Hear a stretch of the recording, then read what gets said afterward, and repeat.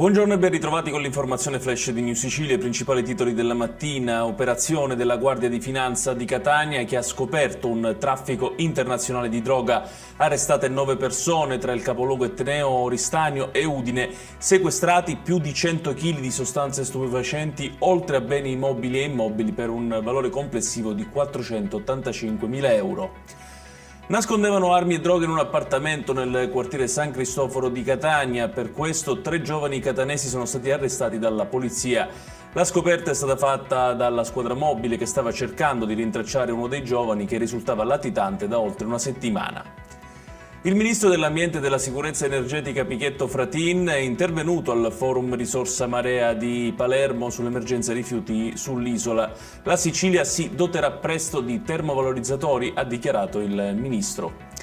Il sindaco di Caltanissetta, Walter Tesauro, ha accusato un malore mentre era collegato in diretta con la trasmissione L'aria che tira di La 7, dove si discuteva sull'emergenza idrica che da mesi sta colpendo la città. Fortunatamente, dopo l'intervento dei soccorsi, il primo cittadino nisseno si è ripreso.